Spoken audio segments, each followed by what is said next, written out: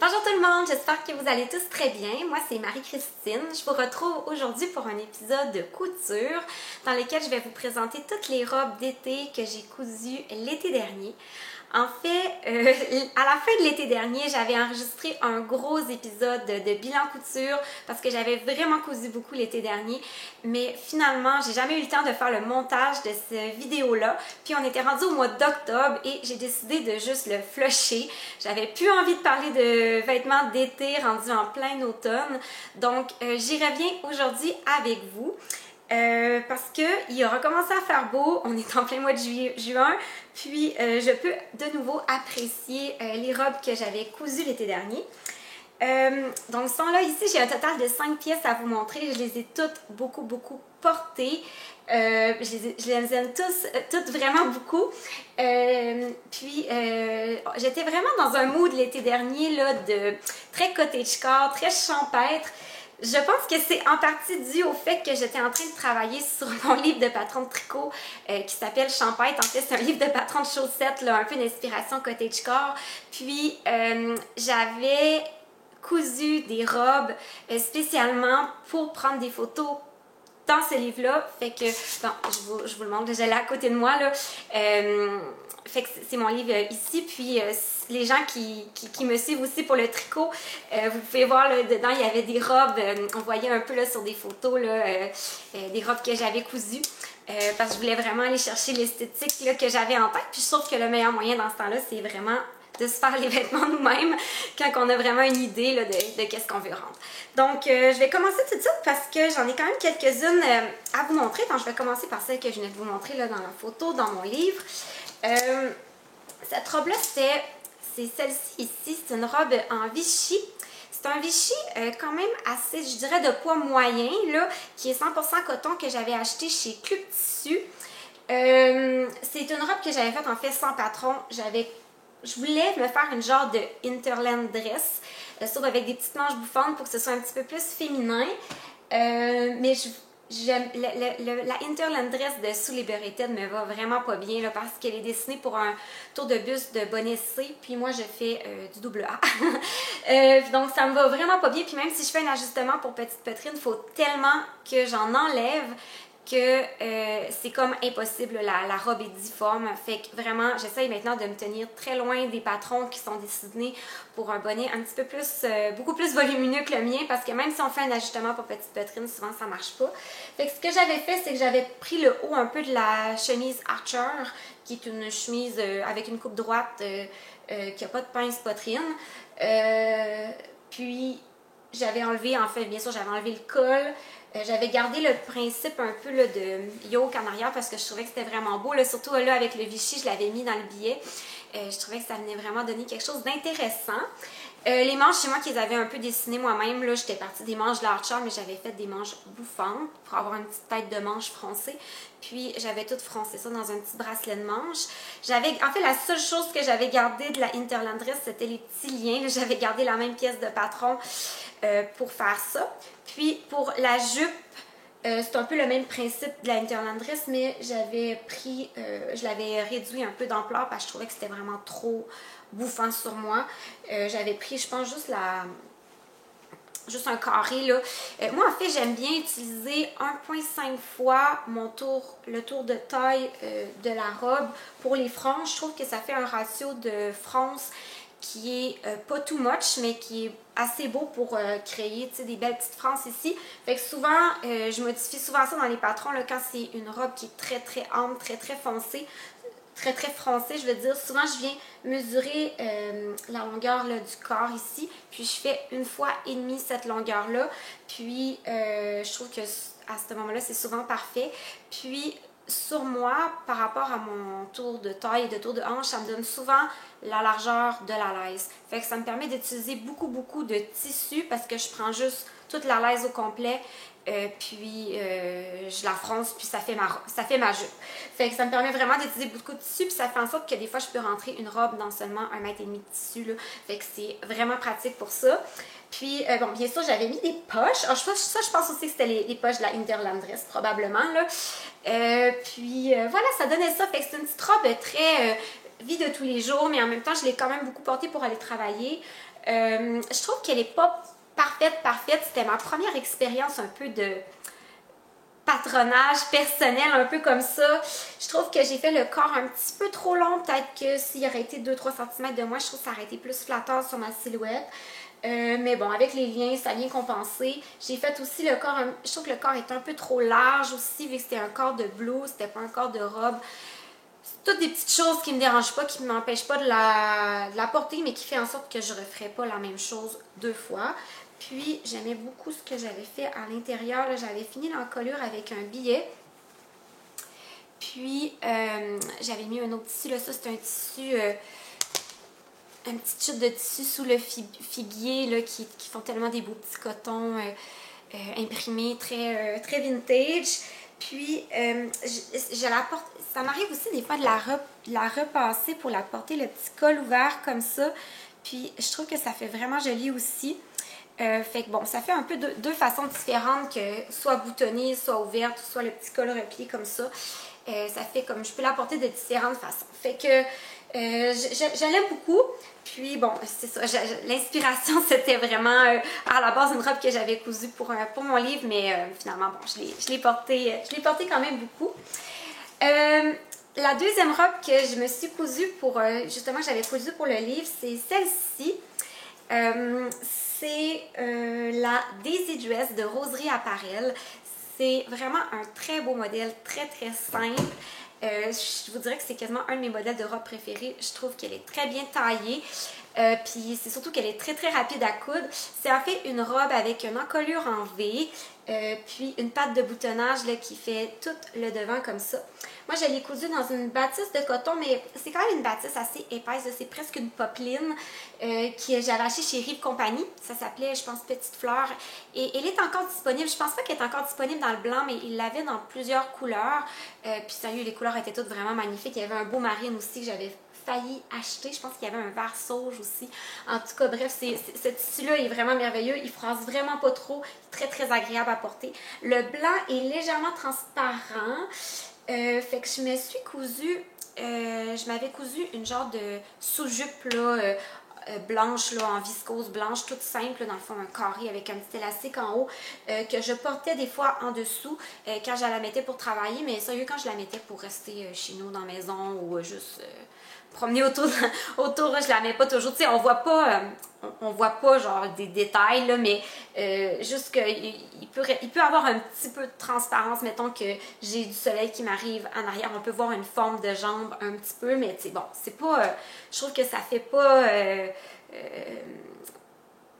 ça reste portable. Bon, ok, ça fait pas vulgaire, c'est ça que je voulais dire. Ça fait pas vulgaire, ça reste portable, mais juste pour aller au travail, je me mettais souvent une petite sous-jupe en dessous, juste pour avoir en fait l'esprit tranquille, puis pour pas y penser. Fait que voilà, puis ce patron-là vient avec 2 options de manches. Là, ça c'est la manche élastiquée, mais on peut aussi faire une manche avec des fronces, que je vais vous montrer tantôt parce que je l'ai cousu 2 fois. Puis c'est vraiment tout simple, c'est comme un corps, il y a des pinces au niveau de la poitrine puis des pinces au niveau de la taille, c'est vraiment, le corps est très ajusté, je trouve que ça fait vraiment une belle silhouette, puis c'est une jupe, en fait c'est comme une jupe cercle froncée, c'est une jupe qui a beaucoup de volume en temps normal, sauf que moi j'ai fait simplement une jupe droite froncée, puis j'ai fait le même truc que je vous ai dit tantôt, j'ai pris la largeur de la laisse, puis c'est tout. Fait que vraiment, j'ai rentré cette robe-là dans 1,5 mètres de tissu. C'est merveilleux. Parce qu'à la base, ce tissu-là, je l'avais acheté pour me faire une blouse, que finalement, j'ai eu envie de me faire une robe. Donc, c'est pour ça que j'avais acheté juste 1,5 mètres. Puis, bon, je suis bien contente. Puis vraiment, je trouve que la jupe comme ça, c'est parfait. Moi, j'aime pas les jupes trop volumineuse. Je suis toute petite, je trouve que j'ai l'air d'avoir 8 ans si j'ai une jupe qui est trop volumineuse. Fait que j'aime bien les jupes froncées parce que je trouve que c'est confortable, c'est surtout très simple à coudre, mais je veux pas qu'elle soit too much. Fait que je trouve que comme ça, c'est juste parfait. Puis vraiment, tout ça, c'est fini par une fermeture qu'on vient surpiquer. Ça tombe super bien. Puis bon, j'ai mis des petits boutons nacrés tout simple. Là, je trouve que ça fait vraiment joli. Puis tous les patrons de Roserie Apparel ont des poches, parce que la créatrice est vraiment accro aux poches sur les robes, fait que bon, tant mieux. Moi, je trouve que c'est bien pratique dans la vie avoir des poches sur mes robes. Donc, première version de la Daisy Dress. Ah oui, puis je vais vous dire, j'avais fait quelques modifications, là. J'avais fait un ajustement pour petite poitrine. Je pense que le patron était gradé pour un bonnet B, celui-ci, fait que j'ai juste enlevé l'équivalent d'à peu près 1 pouce sur le devant. À ce moment-là, quand je l'ai cousu, j'avais un petit peu plus de poitrine que tout de suite parce que j'allaitais encore l'été dernier mon dernier garçon. Mais depuis ce temps-là, j'en ai perdu beaucoup, mais elle fait encore vraiment super bien. Là. Fait que je pense que si je la referais, je referais exactement pareil. Là. Je trouve que ça convient bien. Puis l'autre chose, j'avais remonté aussi un petit peu la hauteur du V. En fait, je m'étais basée juste sur la hauteur du V et de la parmenture. Quand je découpais mon patron, là, on a toutes les tailles superposées. J'avais pris la hauteur de la plus grande taille. Là, en fait, c'est parce que les épaules partaient plus haut. Fait qu'en tout cas, bref, si jamais vous découpez, vous allez comprendre. J'avais pas creusé autant que pour la taille. Je sais pas, c'est la taille 4 ans que j'ai fait. J'avais pas creusé autant que pour le 4. J'avais pris la courbe d'une autre taille qui tombait un petit peu plus haut sur la planche. Puis je trouve que c'est vraiment parfait comme ça, c'est pas trop décolleté, même si je me penche, j'ai pas peur qu'on voit comme mon soutien-gorge ou quelque chose comme ça. Fait que voilà, vraiment un petit crop top, ça c'est sûr que je vais m'en refaire d'autres cette année. Puis la deuxième version, c'est celle-ci. Celle-ci, je l'avais faite dans un tissu uni là, pour vraiment qu'elle soit le plus différente possible que la version fleurie. Ça, c'est une popeline de coton. La couleur, je crois que ça s'appelait Amanda. C'est vraiment un vert sauge de chez Club Tissu. Vraiment une popeline de coton qui est de super belle qualité. Je l'avais achetée dans quelques couleurs, cette popeline-là. Là, puis vraiment, est très agréable à porter, est très stable. Elle fait vraiment pas cheap parce que je trouve que des fois, les tissus unis, des fois, ça peut avoir l'air un peu cheap. Mais vraiment, celle-là, je trouve qu'elle a quasiment un petit fini presque suédé, on dirait. Là. Elle fait vraiment, je trouve qu'elle fait vraiment son effet. Je suis vraiment contente de ce tissu-là.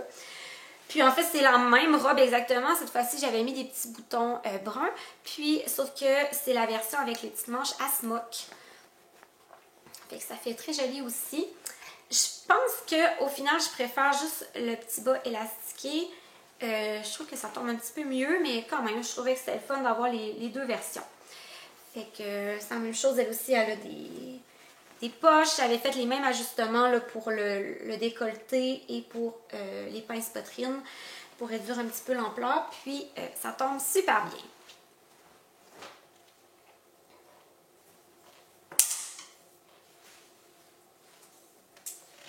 Autre robe que je me suis cousue, c'est cette petite robe en lin à smock que j'adore. C'est tellement la chose la plus confortable au monde, cette robe-là. Ça, s'il y a une journée qui va faire 35 degrés, c'est sûr que ça va être ça que je vais porter. C'était un tissu Vichy, là, 100% lin, qui est comme noir et beige, qui vient de chez Blackbird Fabric.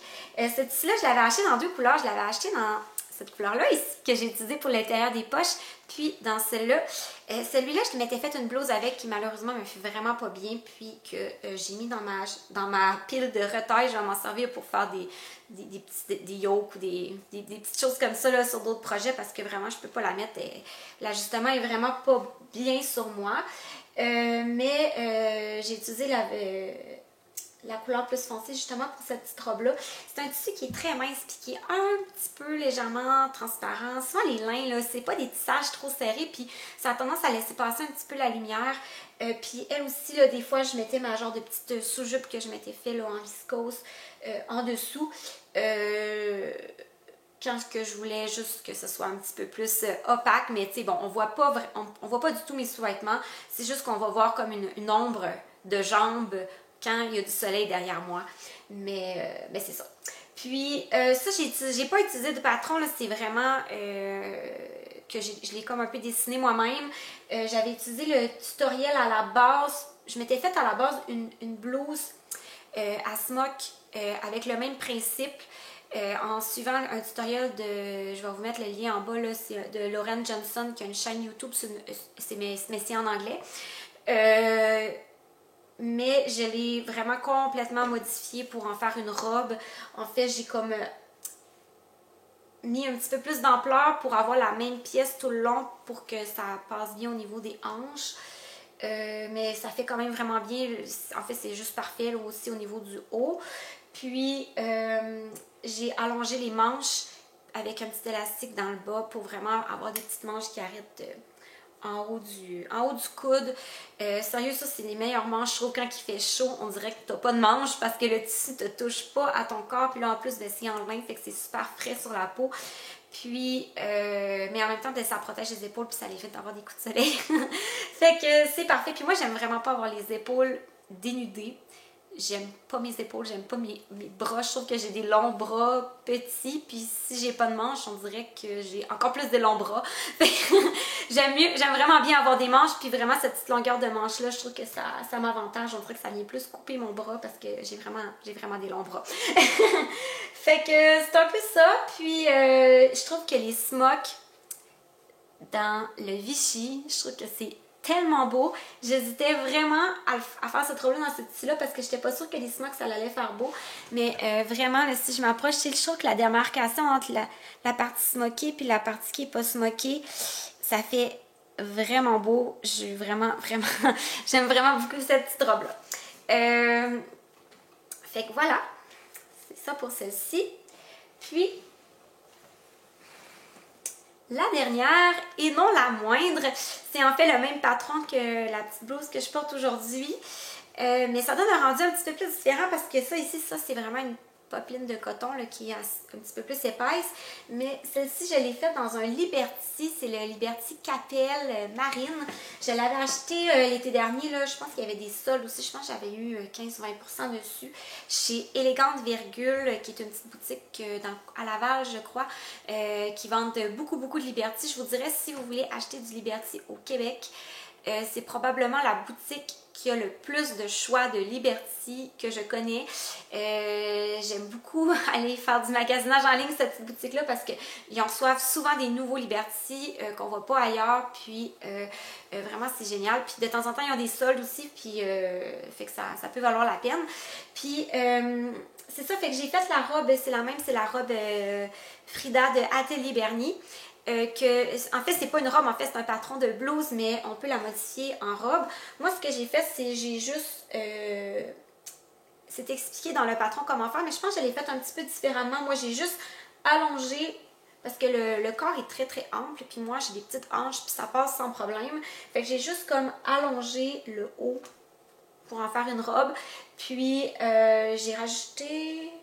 J'ai fait, parce que ça prenait quand même une fente pour pouvoir marcher, parce que sinon ça serait trop ajusté.